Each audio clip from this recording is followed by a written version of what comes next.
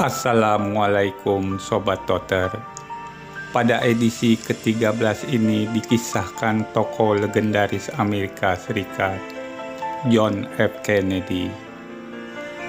John Fitzgerald Kennedy atau Jack atau JFK merupakan Presiden Amerika Serikat ke-35 yang hanya menjabat hampir 3 tahun. Kendati berkuasanya singkat, dia begitu populer di dalam negeri dan di luar negeri, termasuk di Indonesia. JFK adalah sahabat Presiden Soekarno karena mereka berdua sama-sama punya pemikiran yang progresif. Tak lama setelah dilantik menjadi Presiden Amerika Serikat, JFK mengundang khusus Bung Karno untuk berkunjung ke Gedung Putih. Hanya saja, dikala popularitasnya tengah menyala, dia ditembak dan sekarat di pangkuan istrinya yang cantik jelita. Siapa JFK itu? Kenapa dia harus dibunuh? Benarkah ada konspirasi terselubung yang melibatkan badan intelijen? Sebelum lanjut, jangan lupa like, share, dan subscribe. Masih banyak tokoh terbunuh lainnya yang segera tayang. Sobat Toter, anak kedua dari 9 bersaudara ini lahir di Brookline, Massachusetts pada 29 Mei 1917. Ayahnya bernama Joseph Kennedy, politisi ambisius, dan ibunya Rose Fitzgerald, putri wali kota Boston. JFK dan saudaranya tumbuh dalam keluarga yang kaya dengan karakter disiplin kuat dan berpendidikan tinggi. JFK muda berkuliah di Harvard College dan dilanjutkan ke Stanford Graduate School of Business. Setelah lulus di tahun 1941, dia masuk dinas militer di Angkatan Laut hingga berakhirnya Perang Dunia II tahun 1945. Di akhir dinasnya dia memperoleh Navy and Marine Corps Medal atas tindakan heroiknya pada bulan Agustus 1943. Pada 12 September 1953, JFK menikahi Jacqueline Bouvier dan resepsinya dihadiri sekitar 2.000 tamu undangan.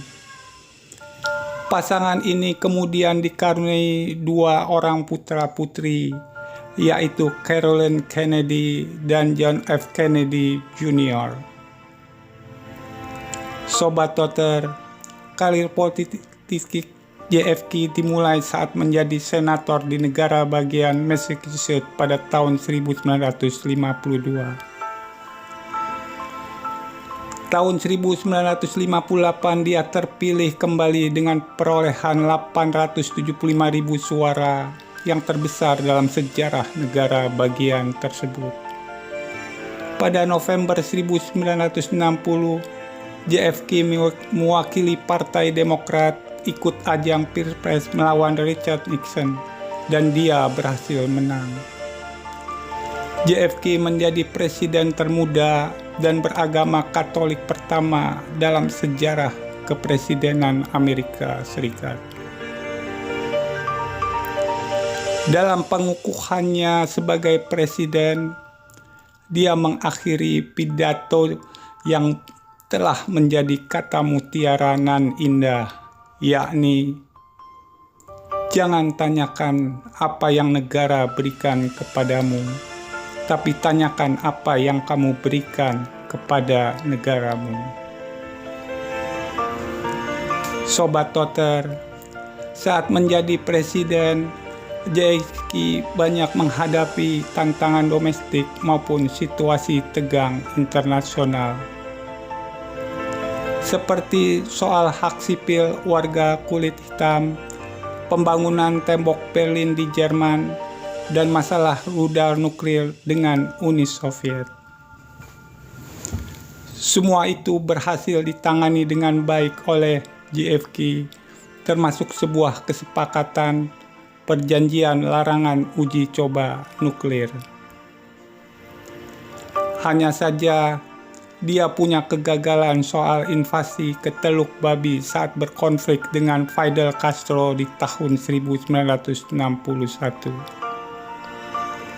Sobat Toter, pada 22 November 1963, JFK berkunjung ke kota Dallas guna persiapan kampanye pemilu. Lalu menumpangi mobil Ford Convertible Lincoln, didampingi Jacqueline istrinya serta Gubernur Texas dan istri. Secara tiba-tiba mobil tersebut ditembaki dari lantai atas sebuah gedung dan 2 butir peluru mengenai JFK. JFK bersimbah darah di pangkuan istrinya. Lantas mobil pun dialihkan segera menuju rumah sakit terdekat. Tak lama kemudian, di rumah sakit Parkland Memorial Dallas itu, JFK dinyatakan sudah wafat dalam usia 46 tahun. Berita terbunuhnya JFK tentu saja menggegerkan dunia sekaligus merubah peta politik di dalam negeri dan global. Bahkan sebagian warga Amerika Serikat dan global mulai merasakan ketidakpastian dan ketakutan tentang masa depan. Sementara itu, dalam hitungan jam, Wakil Presiden Lyndon Johnson disumpah di pesawat Air Force One sebagai presiden. Lalu, siapa pembunuh JFK? Penembak yang berhasil ditangkap itu adalah Lee Harvey Oswald yang berusia 24 tahun. Dia merupakan mantan marinir Amerika Serikat yang bersimpati dan membelot ke Uni Soviet, seteru dalam Perang Dingin kala itu. Disinilah muncul spekulasi bahwa Oswald sebagai agen dari KGB, Badan Intelijen Uni Soviet, dan dia tidak bekerja sendiri. Sayangnya, 2 hari setelah ditangkap, Oswald tewas ditembak oleh seseorang yang bernama Jack Ruby. Sebaliknya, pihak Kremlin menuding bahwa Wakil Presiden Lyndon B. Johnson ikut terlibat. Lyndon dengan dibantu Badan Intelijen CIA punya kepentingan untuk mengambil alih tahta Gedung Putih. Lalu, siapa sesungguhnya yang bertanggung jawab atas terbunuhnya Presiden JFK? Entahlah, yang ada hanyalah teori konspirasi. Pada tahun 1979, Komite Pemilihan DPR Amerika Serikat untuk Pembunuhan berkesimpulan itu memanglah hasil konspirasi. Laman Britannica pun pernah mengupas bahwa pembunuhan JFK banyak melibatkan orang dan kelompok yang bersekongkol. Demikianlah kisah terbunuhnya Presiden Amerika Serikat yang paling terkenal dan paling banyak dipublikasikan soal kematiannya.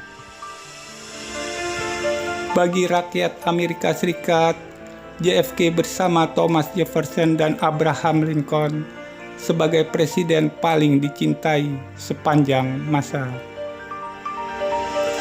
Namanya pun diabadikan melalui penamaan bandara terbesar dan tersibuk di dunia, yakni di kota New York. JFK adalah satu-satunya presiden yang memenangkan hadiah Pulitzer tahun 1957 berkat karya bukunya Profile in Courage. Ada film Hollywood bagus karya sutradara Bacon Oliver Stone tentang suatu penyelidikan pasca kematian JFK. Film laris yang dirilis tahun 1991 ini telah berkontribusi dalam membongkar dokumen atau arsip yang tersimpan. Akhirnya, pada Oktober 2017, sebanyak 2.800 dokumen pembunuhan JFK diumumkan oleh Arsip Nasional. Hanya saja, Presiden Donald Trump masih menahan ratusan dokumen lainnya karena dianggap sangat sensitif. Dokumen itu berasal dari penyelidikan CIA, FBI, dan fakta lainnya yang lantas memunculkan teori konspirasi lebih lanjut. Ya, hingga saat ini dalang pembunuhan JFK belum diketahui, atau mungkin memang tidak perlu diketahui.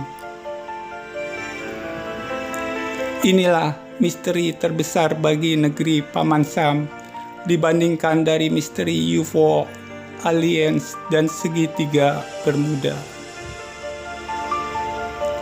Terima kasih Sobat Toter. Jangan lewatkan tayangan video edisi ke-14 yang lebih informatif dan seru lagi.